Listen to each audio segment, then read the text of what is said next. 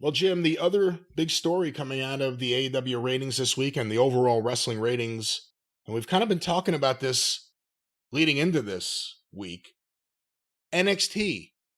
There's more buzz about NXT. I'm seeing more feedback. You got to see this person. You have to see this person. And the problem always is whenever I tune into NXT, it's some other person that makes me change the channel again. And you can't pronounce the names. There's a lot of buzz. I actually watched some of the Battleground event. I think that's the name of it. On Peacock, I had it on in the background, and there was some sloppiness, but there was some potential too. I'm not a big fan of the look of it. It's not for me, NXT. But it's something that more people paying attention to, including WWE. And Ethan Page and Jordan Grace from TNA, made appearances, got a lot of people buzzing. The ratings have been going up. Jim, this is the week that NXT has defeated AEW in the ratings. Now, they put Cody Rhodes on NXT. For anyone who wants to say it's an artificial bump because of that. And they're allowed to do that because he works for that company. That's what we said 2 or 3 years ago. We said they've got the power to put The Undertaker on if they want to, or this big star, or that big star, or CM Punk now, or whoever the fuck. But at the same time, it's still the number 3 show. But if you go back and look, then a lot of the same people are all across Tony's shows, Dynamite, Collision, Rampage. And now the number 3 WWE show has beaten the number 1 in a AEW show, and that can't be a positive sign.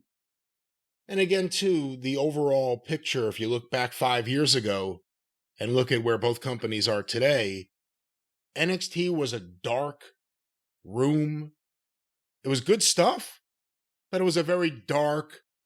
It was something that really worked well before AEW, and then AEW brought a lot of brightness and a lot of crowds making noises, and everything was well lit. Everything they had at the start. And it was youthful, and it's almost like NXT is now what that was. And AEW is now what NXT was. With some of the same talent, actually, in a lot of cases. Keith Lee, Adam Cole, Kyle O'Reilly.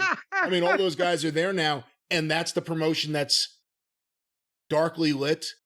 You can't see anything. The fans don't make any noise.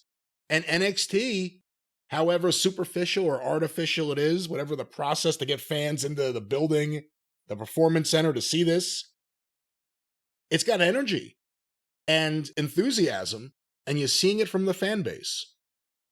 Well, now, what was the NXT numbers? Or what were the NXT? What was the Uncle Huck, the NXT numbers? NXT on June 11th on the USA Network, 8 to 10:07 p.m., 718,000 viewers on average.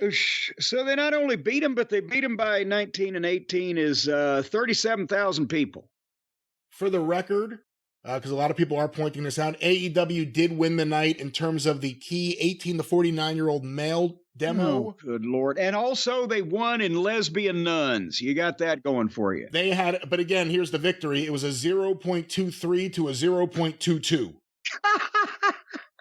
So for those who are like, well, that's the only thing the advertisers look at. Well, NXT was off by 0.01. Missed it by that much. But they've beaten AEW now in the ratings. Again, I'm not saying this is going to hold.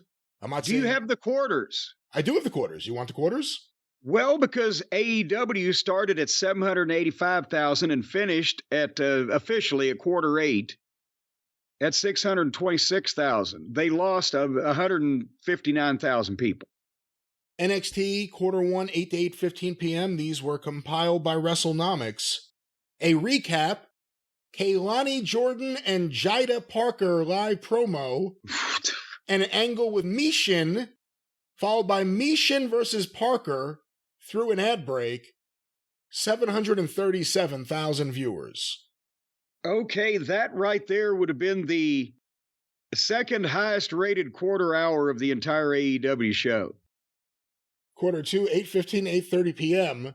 The continuation of Mishin versus Parker, the post-match with the OC, Tyler Bate and Pete Dunne backstage promo, an ad break, Chase U and Ridge Holland's backstage angle, and the New Catch Republic versus Wesley and Gallus, 714,000 viewers. Where do they get these fucking names? And they lost 23,000 in from quarter 1 to 2, whereas AEW lost 87,000.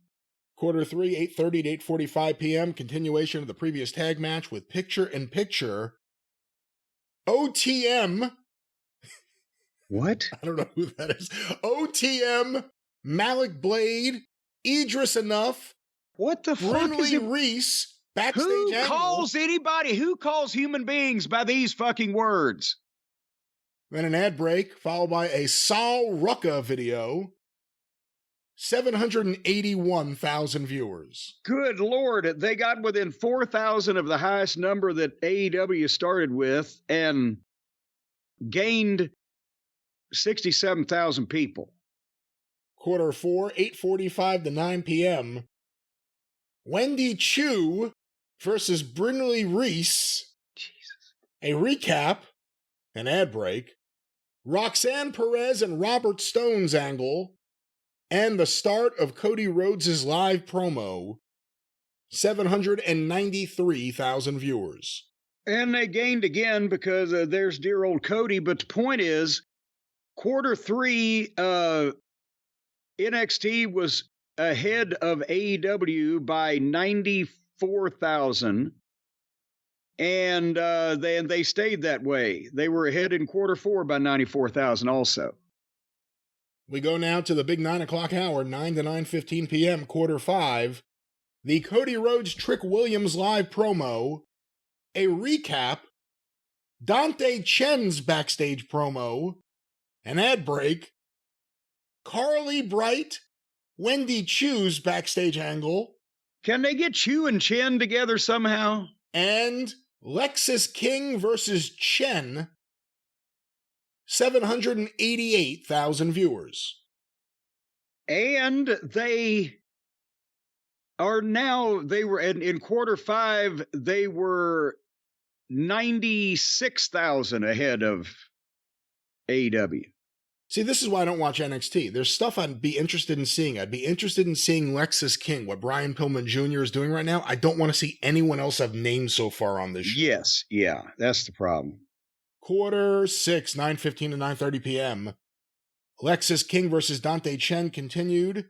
JC Jane and Jasmine Nix and Cody Rhodes' backstage angle. Whatever. I don't know if everyone uses angle the way it's supposed to be. Yeah, used. I'm not sure that angle is being appropriately fucking characterized here. An Eddie Thorpe video, an ad break, Eddie Thorpe. the OC's backstage angle, and the start of Eddie Thorpe versus Tavian Heights. Wait a minute. Isn't that a fucking suburb of Cleveland? 679,000 inhabitants. Okay, suburb. well, and we're not surprised there. Boy, howdy. So they can drop also. They lost 109,000, and they were only 8,000 ahead of AEW in quarter 6. We go now to quarter 7, 9:30 to 9:45 p.m. The continuation of Thorpe versus Heights. They went to new lows. The new quarter catch crew backstage angle. They're catching quarters now? What are they doing? Not new quarter, no quarter. The no quarter catch crew. No quarter catch crew. So they dropped everyone. An ad break. A recap. Ava, Robert Stone, and Stevie Turner's backstage angle. And the start of Sean Spears versus Javon Evans. 632,000 viewers. Ouch. Okay, so this is answering my question. I was going to see if they were halfway consistent, but no, they blew it out of the water for the first 5 quarters, and then they're plummeting as well. We go now to quarter 8. I remind you, there's a 7-minute overrun. 9:45 to 10 p.m. The continuation of Sean Spears versus Javon Evans with picture-in-picture. Nathan Frazier, Axiom, New Catch Republic. That's all. And then there's all right, I don't know what they did. They did something. They did something. The D'Angelo family backstage angle, an ad break, And then something you may have seen a picture of, I don't know. Cody Rhodes, Shawn Spears, Ethan Page, and Lexis King backstage. The gang's all together again. 647,000 viewers. 7-minute overrun. The Roxanne Perez, JC Jane, Jasmine Nix, Lash Legend, Jakara Jackson, Lola Vice angle. 658,000 viewers.